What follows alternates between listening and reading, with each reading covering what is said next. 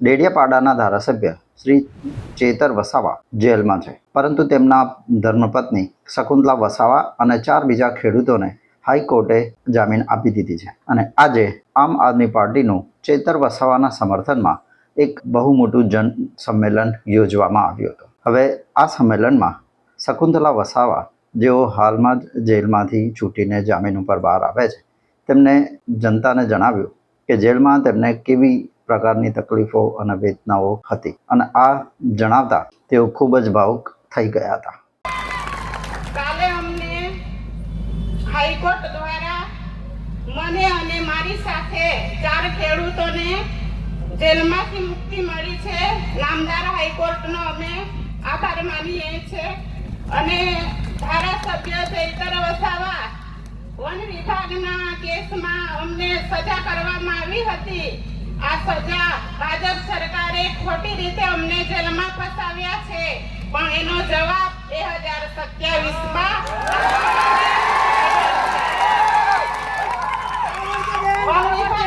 ખેડૂતોનો પાક કાપી નાખવામાં આવ્યો છે.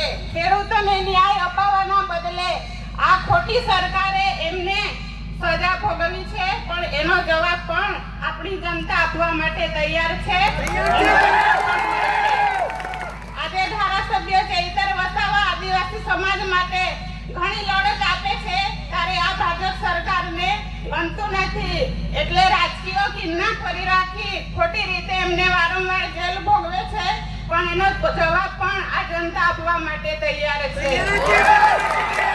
અમને 2027માં જ્યારે આ કેસ થયો હતો ત્યારે અમને સેન્સમ કોર્ટ દ્વારા અમને જામીન મળ્યા હતા, પરંતુ અમારી તારીખ અમે દર મહિને ભરતા હતા. મહિનામાં અમને 2 તારીખ પાડવામાં આવી.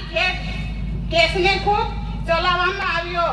એ લોકોએ ખોટી રીતે સજા ભોગવી છે, પણ એનો બદલો પણ જનતા આપવા માટે તૈયાર છે. તમારી એટલે તમારો બધાનો ખૂબ ખૂબ આભાર.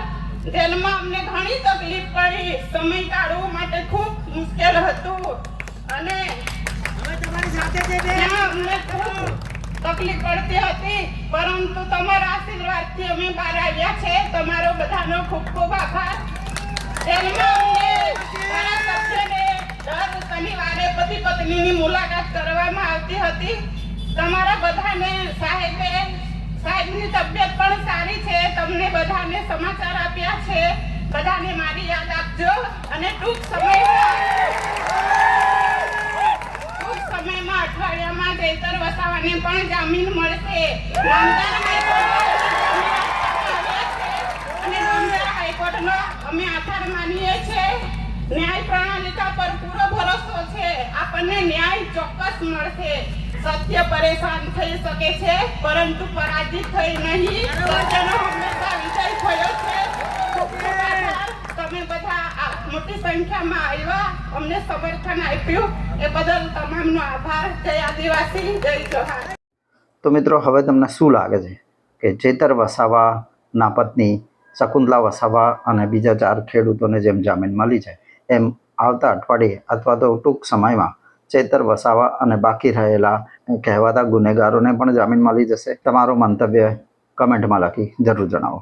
અને આજના આ જનસંમેલન વિશે તમારો શું અભિપ્રાય છે તે કમેન્ટમાં લખી જરૂર જણાવો. આ વિડીયોમાં આટલું જ. મળીએ છીએ આવતા વિડીયોમાં. ત્યાં સુધી નમસ્કાર.